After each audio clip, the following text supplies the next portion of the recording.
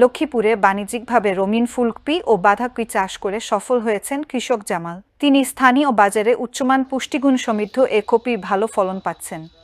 আসলে দেখতেছি যে আমাদের এই কৃষক নতুন করে হলুদ, রেড কেবল এবং কি গোলাপি, সাদা কফি এগুলো করতেছে। দেখতেছি ইনশাল্লাহ লাভজনক আমরা দেখতেছি, আমরা ইনশাল্লাহ চেষ্টা করতেছি, আমরা আগামীতে ইনশাল্লাহ করার আগ্রহ আছি আমরা।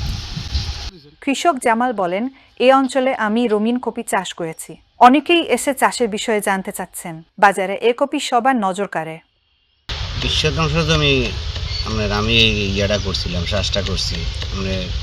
এই ফুলকপি, সাদা কপি লাগাইছি, তারপরে রঙিন গোলাপি, হলুদ, তারপরে এই রেড কেবল, বুগলি, মোট 5 আইটেম করছি।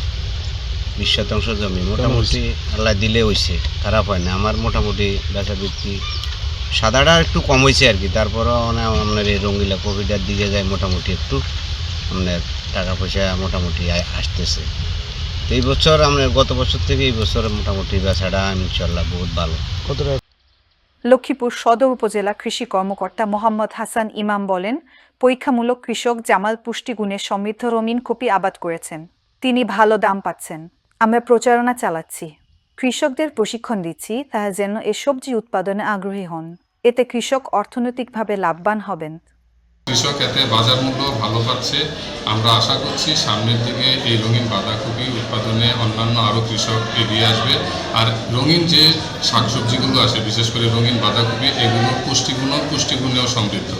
তো আমরা কৃষকদেরকে প্রশিক্ষিত করছি এবং পাশাপাশি কৃষকদেরকে অনুপ্রাণিত করছি যাতে করে তারা এই পুষ্টিগুণ সমৃদ্ধ রঙিন বাঁধাকপি সহ অন্যান্য যেই সবজিগুলো বাজারে দাম বেশি থাকে সেই সবজিগুলো আবাদ করে। এতে করে কৃষকেরও অর্থনৈতিকভাবে তারা লাভবান হবে এবং লক্ষ্মীপুরের কৃষিও সমৃদ্ধ হবে। সদর উপজেলার ভবানীগঞ্জ ইউনিয়নের চরমনসা গ্রামে বাড়ির পাশে এবছর প্রথম 20% জমিতে সাদা, গোলাপি, হলুদ ফুলকপি এবং লাল বাঁধাকপি, রেড কেবল চাষ করেন।